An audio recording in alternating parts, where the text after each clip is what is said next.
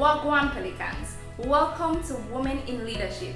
I'm your host, TAJIE Drummond, and with me for our episode today we have Miss Christina Williams, and she is the past guild president at the UE Mona as well as the former guild secretary.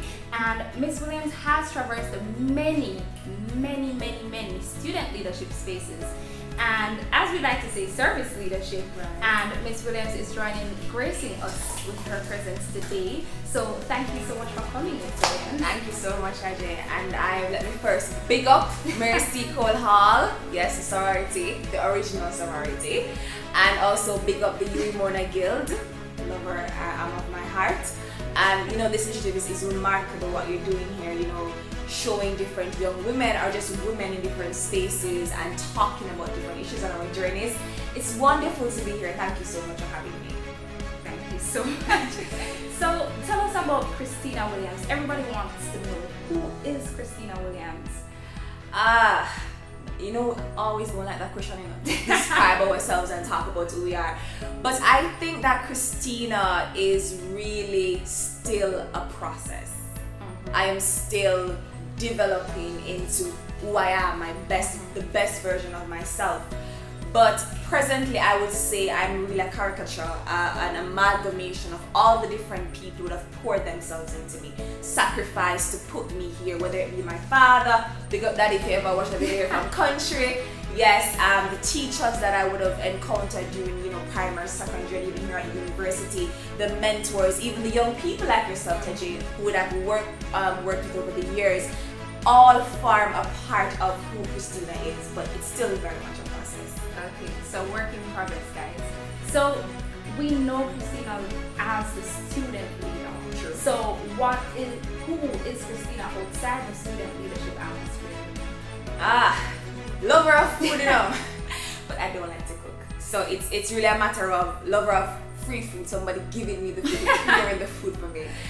Christina loves the outdoors. I think because I grew up in country, grew up in Portland, grew up on the farm, very grounded, very rooted, both in a physical and in a figurative sense as well. So I love the outdoors. I love to be around people that I love, that care for me. Because we're not about the toxic relationship kind of thing. We're talking about, progressive, careful, really curated and safe spaces. So that's me as an individual outside of youth work and student leadership. I'm also a lover of books. I love to inform the mind and to consume good literature and good music, good once again good food again. And I just love people, places, and I have different passions.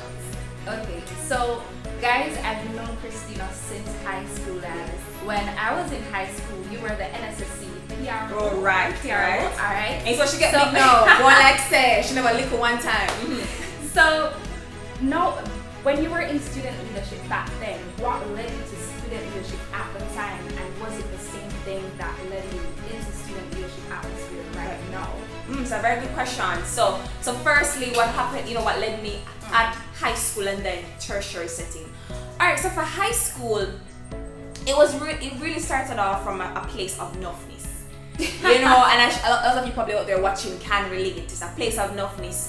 Lots of clubs out there, lots of different opportunities to say, hear what? I want to have a bag of badge for my chest. I want to say, by the time I'm ready for run for head girl, I am the most qualified. Everybody at the school know me, and that's where it really started. Not gonna lie, that's where it started from. But as I began to serve, I realized that there was a greater calling, that I could have a platform of purpose. So when I was a young girl, a younger girl at the time, like about 9-10 years of age, in my community, we had many social issues, TAJIE, about incest, teenage pregnancy, high school dropouts, and I felt compelled, I felt moved to do something about it even before I would have quote unquote gotten big. And I said to myself, I always felt very socially aware and socially responsible. So I said to myself, how can I be of service to my community before waiting until I got older? So I always had this sense of purpose to do something, to contribute. And I was a church girl, I was going around laying my hands on people and everything, grew up in the Seventh-day Adventist church. And so I also had that sense of humanitarianism in me from them time there. right? And granny say, you must go out there, you must pray for others, and you must give the elderly food and look after the poor people and whatever. Even though we ourselves were poor, mind you, but it was always, you can always give up the little that you have. So when I was at high school and having that service background, I said, okay, let me try and blend the service with the leadership. And so we got the old service leadership from there. For university now, it's a little bit different in the sense that I came into the space already a little seasoned. So, TAJIE, by then I have done NSSC for about 4 to 5 years, I'm the longest serving NSSC persons. I would have been working with groups like UNICEF on their audit project, done work on policies, projects. So I was a national leader when I came to me. But I was saying to myself, I'm not sure about the guilt thing, Yeah. Yeah, I'm not really sure about the guilt thing, right? I was there and I was like, guilt seems to be like the hype people. You see the girls, them in them red shirts and one of them red shirts, and I said, yeah, they're not the hype people. I'm not sure I'm up to the standard. But then I said to myself, why would I ever go around and criticize what the guild did and me not put myself out? That's not cute. That's hypocritical. You understand me? So instead of criticizing from the outset, go in and to be of positive change. And so I ran. Hard thing, because I ran in a time where I was not on the guild as yet, and so people were like, who this girl come from nowhere, whatever. And then that was a story unto itself we'll talk about later on. But I ran and I was successful. The people believed in me, they supported me, they voted me. But guild president, a little bit different in that I was almost kicked from UA. What even? Right. So at the time, they had reintroduced the deregistration policy. And they said you had to pay all your fees by mid-semester, or else you couldn't sit exams, or you couldn't remain in the school, so you'd be delisted. So I was like, I'm not going back to country, not touching. I'm not going back to country without my degree. If you can't push me on my daddy, I'm going to go back to country with my degree and also with a good job. Listen, I'm not going back. So I started and said, what am I going to do? And I said, I'm going to beg you to support me, to give me a bus. And I went across the headquarters, as in UE headquarters, crossed the road and say, give me a bus, please. I've been of service to the university, I've been of service to Jamaica, to my wider, the region, etc. Give me a bus. I have the grace just to give me a bus. And they gave me a scholarship on the spot. But when I came back to Hall, because I lived at Taylor at the time, but I still do as we speak as a student advisor, but as a student at the time, I came and I sat in my room and I was like, a spirit of dissatisfaction was in me. And the spirit was like, what you get this scholarship, but what about the other students? It's highly unlikely they will be able to find a scholarship. Exactly. What can I do? And then they will put my shoulder and be like, what you fi do? What you fi do? Like, I know you're a business, like what you run down people stress for? You get the scholarship, good guys, go to school work, man, you worry about leader in you. But exactly, TAJIE, the service leader in me said, no, something I forgot on. And I struggled for a while to run because I was like, I need to wait my turn. I haven't earned the opportunity to run for president. I didn't serve as vice president. I was just the pill secretary, keep minutes, as people like to say. What have I earned? But then a voice said, a platform of purpose. It's your time to serve. And so I ran. And I ran on deregistration. And I also ran on the health card, extending the health card policy to all parishes, because, at the time you only could access it on campus with the health center. Yeah. And so I ran on what the students wanted, and I think that inspired them, it moved them, and they voted for me. So, in your race as guild secretary, how was your support system like? Did you get a lot of support, not only from your friends and your family, but from the university students? How was that like? Let me tell you, when it just started, the race just started, it felt almost impossible because I came out the blocks late. Yeah. So by the time I had declared, I learned these terminologies in relation to the community. You have to declare to people to understand. By the time I declared to people, persons have already, solidified their support for the other candidate.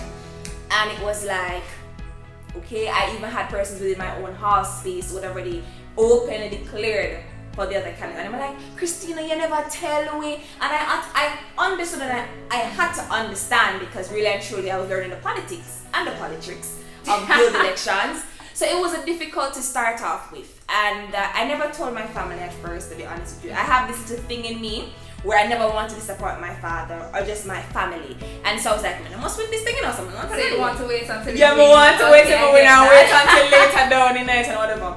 And I remember having like maybe like $20,000 for my campaign, and you know, if you had at the time it was like 40,000, and I only had 20,000, and I'm like, what am I gonna do with 20 grand? What am I gonna do? What am I really gonna do with this little money for the election? You understand? Plus, I was running against somebody who was already on the guild, so she had that kind of support and backing, quote unquote. And there were so many different obstacles. But let me tell you something, TAJIE. So when something's destined for you, there's nothing that can prevent that. A word. What is fear can be unfear. Exactly. And so the universe will conspire to make it happen for you, ladies and gentlemen. And so I literally saw earth and heaven move to make it possible for me.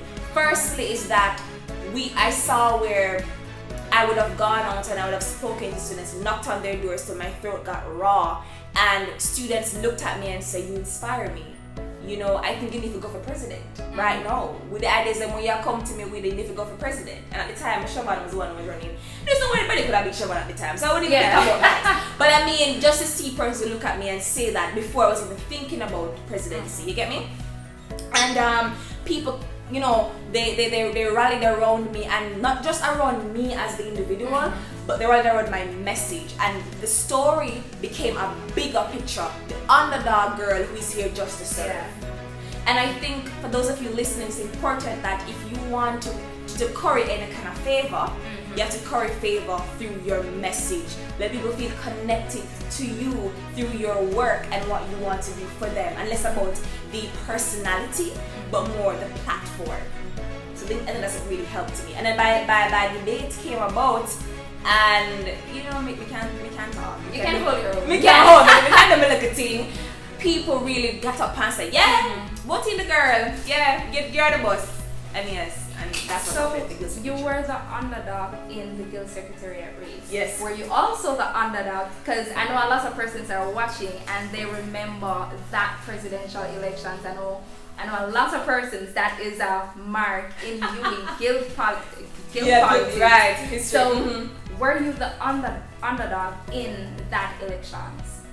I would say I was the underdog because I was running against two people now. So I was like third in line, isn't me? And as I said earlier about you know waiting a turn and earning a stripe. I never earned a stripe yet because as a friend, I went through the ranks, and I didn't serve 2 years on the guild, and most times the president would have served at least 2 years. Presidential candidates rather. And if not served 2 years, would have been around the guild for a number of years. By the time I ran, you know, they would have that kind of wealth of guild experience. And I did not have that, that's the truth. I just had served 1 year as guild secretary. So I was an underdog, and then there were like two battlefields. They had the battlefield of social media, the battlefield of, they call it groundwork, right? And I was neither favorite. I wasn't favorite on social media, and I was not the favorite on the ground either. So I was like really behind it. But once again, TAJIE, the message.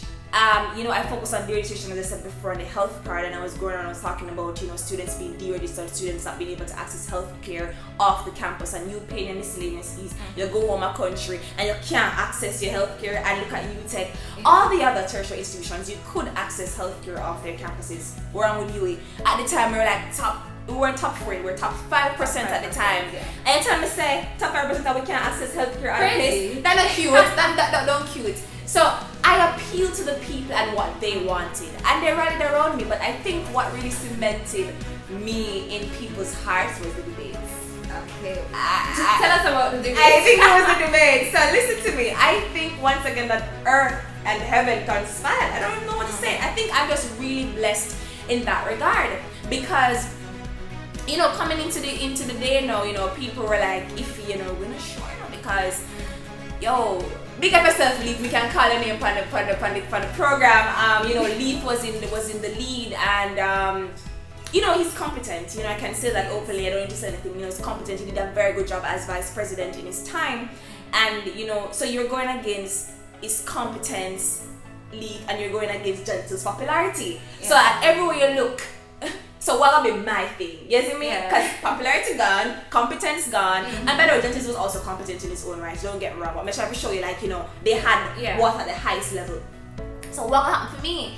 So I think coming into debates, I was still behind, even though I would have really talked to a lot of people, did a lot of knocking of doors, and actually knocked doors till I became ill. Where on the day of the debates, they had to be like my team, they had to have water there, and they literally had to be like feeding me water over and over. Like my throat was just raw, like I was coughing, I had a flu. Good thing was before COVID, because if I didn't ever COVID, then probably would have locked me up on a KPH. I'm telling you for how badly I sounded. But I sat up and I spoke from a place of just pure love. Just love for students and love for the people. And when I sat down and they started to have the Q&A section, I wasn't speaking, and I don't remember what exactly they asked, but whatever it was asked, it moved the room to the point where they began to chant your name. My name. I remember that moment. Yes. And I sometimes, you know, even long after quote unquote my presidency, sometimes I still sit in my room wherever I am and I hear the Christina, and that chant moves me. And you know, I remember when I was stuck here on campus during COVID-19, when COVID just started, you know, and they sent everybody home, and I was thinking about how can I serve. I never signed up to be no COVID president, signed up to be a president physically. How can I serve? And I remember sitting in my room and I hear the chant again. And a lot of times when Yui told me no, when we went to them, I said, listen to me, bust the youths them, make them things stay upon hall, and them tell me no first, and I like Christina, the chant. When they said to me the health card policy now go pass because it's impossible, 70 years it has been here, why don't I change it? No, the Christina chanted me. When we had to send home students on the buses, provide transportation for them to the 14 parishes, feed them with $4 million worth of food from Grace Kennedy, big up on yourself for now, watch this now, and the other donors who came on board, the Christina chant. I remembered how students believed in me in a moment when I probably didn't even believe in myself. And that chant carried me throughout my entire presidency, and it carried my team. And every time I would go to my every time I went to my meetings with my team, whether it was virtually or physically, I would say to them, remember the promises you made to those you asked to vote for you. Remember that we must serve. Before we lead, we must first serve. And what I did a lot in my guild was I prayed a lot with my team. And I will tell you this, I am not the most religious person. This has been filmed on the weekend and I'm not at church, as you can see. I'm not the most religious person, but I'm very spiritual and I believe in a higher power that leads and guides us. And so I said to my team, we cannot rely on just the abilities of ourselves, but the ability of something higher than us to guide us forward. And for those of you who may not be religiously affiliated or don't believe in God, because I also respect that space, you have the right to remove and excuse yourself from this particular prayer meeting or whatever. But for those of you who believe in something, to please stay and pray with me, because God has to work through me to lead you and to serve you as a team, and then for us together to serve the students. And I remember, you know, even when before COVID, we had people like UCAM, groups like UCAM coming and laying their hands on the guild. And those things have never happened before. And I think all of those things really work together for a greater purpose, because if that guild was not led by something greater, we could not face COVID. Totally understandable. So you talk about being led by the motivation and the persons that shouted your name in the assembly hall that day. Right. But throughout your leadership as a woman, what do you think that being a woman made it different for you? Were you treated differently within the spaces that you entered because of you being a woman? Right. Definitely. You know, this is a more, you know, a sobering note to add. I have never had any election easy. I've never had any election easy. And I've always seen situations where my gender has been introduced to the narrative even when I try to even separate myself from it. So I think the only time I escaped my gender was when I ran in guild secretaries because my competitor was also a woman. But the guild presidency race, it came up a lot and people were saying, "Shall your gender forget both?" And I never once said both because I'm a woman. Even though I had the right to say that, because what is wrong with being a woman in a space where majority of the students are women anyways, right? Representation matters, exactly. And what is wrong with saying to students, listen, we have issues of sexual harassment and date rape on campus and we need support for our women and you need to have a woman's voice at the table to represent you. What is wrong with that? But I never even did that. I just said, vote for me because what I have to give is for everyone, male and female, and my competences and my history of student leadership speaks for itself. But yeah, and persons were saying, you know, there's no way probably I could manage everything because emotional thing, women are emotional and he couldn't manage it. And then because I never had the experience that guild counselor for long, they're saying, so she's emotional as a woman, she's a woman and she don't have the experience. That's a catastrophe. But you know something, ladies and gentlemen, for those of you watching, I think the emotional aspect of my leadership is what made the difference. Because persons call me Mama C, not because of, it was because they felt that I mothered, that I cared, that I allowed my emotion to lead me, because emotions are important. It's because I feel attached why I served so selflessly. You know, that detachment that we see sometimes, in our politicians, them sitting in them house, wherever them house, they're natural gardens, and people are dead now from. Yes, but let's not even go into it. But we don't need detachment in a time like this. We need to feel connected to our people that we feel responsible to serve. And I think my gender as a woman, and not feeling any type of way about my emotions helped me as I went through. But it was difficult, admittedly, and I see where I have other elections coming up now, and I know the question is there about she's a woman, what that means and what that and all of that. And TAJIE, I hope it comes to a point one day when you and I can sit and say we're just leaders. Just service leaders. We're just service leaders. Nobody has to say she is a woman leader, she's a female leader. I want to just be known as a leader. Because nobody said he's a man leader. Who said that? Nobody said that. Nobody said he's a man leader. They just are a male leader. They just say he's a leader. He's a politician. He's a something I said, I just want to be a leader. Use other words like service leader, servant leader, whatever, but I'm just a leader. I'm not a woman leader. But for now, I boldly say I'm a woman leader because representation matters. And what's most important is that when I'm in the room, I afford other spaces to other women as well. Whether they be older or younger than I am. It doesn't have to be just younger. It's just about giving spaces to women. And I want to big up the guild this year for, I see the Sujay, big up yourself, Mr. Buzzer, Mr. President, started a mentorship program for women, and Mercy Paul Hall with She Should Lead. That has been a long-standing project. I'm a part of that incubator program. I remember I spoke there when I was running for guild president. And so we have some good initiatives happening, but we still want more. And right now, as a part of the tertiary landscape, the tertiary union leader and the youths, one of my goals is to create an incubator for women across the different campuses. Because a lot of them reach out to me in my DMs and say, yo, you inspire me, you motivate me. I want to take on leadership in my school. But just like how we only add 7 female guild presidents out of 70 odd presidents. Imagine that. 7 out of 70, right? They're also facing similar issues at their campuses as well, where a lot of women are able to become presidents, and even when they are presidents, they're not taken seriously. And so I want to have an incubator for women for all tertiary institutions across Jamaica. And I also want to support the men. So not feel no way no. Yeah? Big up on yourself, young men out there, putting yourself out in a positive way. I also want to support you as well. But I feel that the support that I need to give to women is different from what I need to give to the male population. I think a male, what probably want for them is more a case of having more young men taking up tertiary education institutions, because the ratio is very.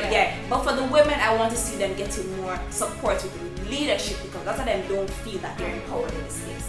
And that's the thing. It comes with society.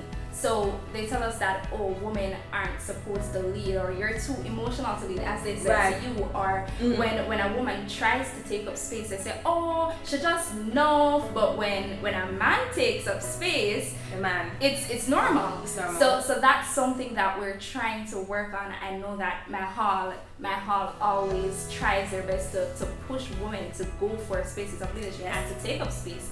And we not only teach persons to take up space, but also to create spaces.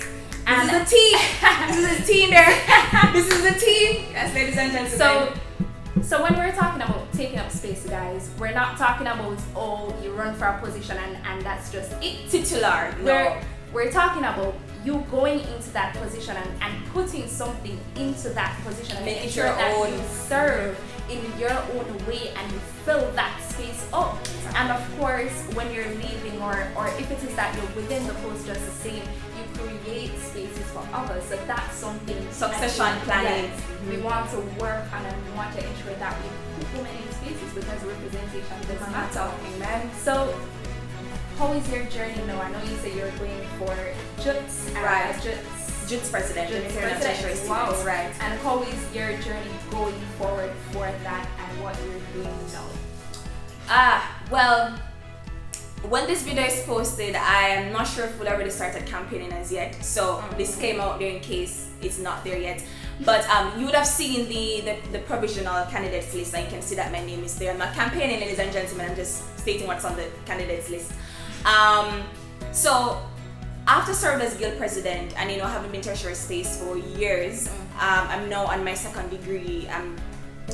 I've seen where the work that I have done at the Louis Mona Guild level, and Louis Mona Guild large and broad, we know this already, yeah? Period. Yes. So having served at that level, I see where I'm at a place where I can impact and impart knowledge at a greater level for other students that I want to serve. And I classify myself now as more than just a student leader, but I'm also a crisis manager. And I think COVID really showed me that, girl, you work good under pressure. I feel as if COVID really pulled out a different side to my leadership, I'm not gonna lie. And I can't really be grateful for COVID-19 because of everything it has done, but if I must be grateful for something, I'm grateful to see how I've really blossomed into an even better and I would say innovative and impactful young leader. And I want to use what I've learned through the Women Guild experience, and I want to build and to boost other institutions. But I'm not just waiting on now to do that. I remember when the whole work and travel issue came out, and Suja and I spoke, and Suja and I said, we have to bust the youths them, because so many thousands of students, 8,000 approximately per year, apply for the work and travel program, and you're not able to get your refunds. That's not cute, right? I mean, students borrow money, they take out loans, they get their last just to pay to go on that program, and then you can't get your refunds because of the pandemic. Frustration of contract, as you made launch, yeah, right? And it's important that they get supported, and so we rallied. Well, I was still guild president at the time, and we not just supported the Mona Guild, but also opened it up to other institutions. And now I see where students still have refunds to get, and I want to help that. They still want to go on the work and travel. I want to help that. I've seen where as well, when I said to Yui, I said, Yui, we need to talk to Digital and Flow, because the students here, they're now at home. They need to be given access to quality and access to the online learning. We have to bust the youth them again. And so when I went to Digital and Flow, I never pitched just for you in Mona Guild. I said tertiary institutions across Jamaica, the students need support. And Digital and Flow bust us in their different ways, supported us. Digital gave us a $500 education plan. We worked with, collaboration between you Mona Guild while I was president, and JUTS with Mr. Ratchet while he's still president, partnership. And we made it bigger and better for everybody. Over 100 websites have currently been zero rated for students across the length and breadth of Jamaica. And that's just 2 examples of what I've done. I'm going around now, and not just now, but before and still now, training students, helping them with their crisis management, helping with their constitutions. The goal simply is that I just want to serve. I just want to serve. And I don't want to serve with a pomposity. I don't want to serve with a bag of followers and a bag of likes on Instagram. This truth is, guys, I've already made my name in the student leadership space. It's not about, oh, should I try to look about, should I try to stay relevant? It's just a matter of, I have this experience, I have learned so much, and I just want to give it back. I think this is actually going to be my last as well. This is my last student leadership role, quote unquote, in the sense that as I talk about succession planning, this is my exit strategy. I want to pour everything that is left in me in this last role, create this incubator for other student leaders. I'll talk about the women and the men on the other side of it. I want to train maybe like 1,000 students from across all tertiary institutions. Let them go pan Jamaica and so go do the thing. I am just 22, I turned 23 this year, and so I have a lot more time, but I feel I have done my share of the work, and it's time to let other youths get a chance. So I just want to finish this role. I want to leave the tertiary sector at a better place, because look at you, for example. They must struggle now with the whole thing about funding, changing from 80-20 to 60-40. That's not possible right now, not feasible right now. Students cannot afford even the 20%, much as figure pay 40. Exactly. Right? And when I look at other institutions are complaining about not getting funding from their different admins, because let's tell us something, girl. We have challenges at you know, but we don't have it bad like some of them, because we know, so we have a budget for the year and we must get our money, right? Yeah. Because students pay bill fees. Lots of those other institutions have to rely on the admins to give them the money if them feel like. Wow. Yeah. Some of them don't even have constitutions that are recognized by the university. So like, for example, UM1 Guild constitutions actually signed and sealed by the Senate, and they accept our constitution as law. Some of them not even have a constitution. So having worked with these students over the years, both on JUPS, both as a guild president, are just supporting them behind the scenes. I see the issues, and I feel that we can work together to curate, not with me, because I'm not a leader, I'm a servant, I'm serving, for us to work together to curate a solution, because tertiary education is at stake. True. So. Is at stake. Less than 20% of us are able to access, actually enrolled in tertiary education. And that's after we scrape guarantors for SLB, we will fight for the scholarships and the bursaries, we sell the cow a country, right? To get the little money if you come out whichever university or community college or teachers college or whatever. I just want the thing to be inclusive. I want teachers college, teachers college, community college, university, technical institution to be supported. And Mama sees here with all the care in her heart, as I've always had, and I just want to serve students. So, guys, you heard it here first and here only so far. Right. Mama C is here to serve, and she has been serving. She has been giving back as much as possible to students, and now she's trying to curate spaces for other students to do just the same. And we appreciate women in leadership. I myself am a woman in leadership, and I feel as though that this is something that we need to highlight. Women who want to serve and to give back wholeheartedly, because that's what leadership is supposed to be about. Leadership is supposed to be about serving and not just wearing a guild shirt, because I know I've seen that rant on Twitter saying, the guild people them only know how to pose in them shirts. No, that's not this guild, not this guild or the former guild. So, I for a fact can speak to this guild that you're on with the Basel as president and the guild before me, the guild with me. I can speak to them for a fact that it's not just a red shirt thing. For a fact.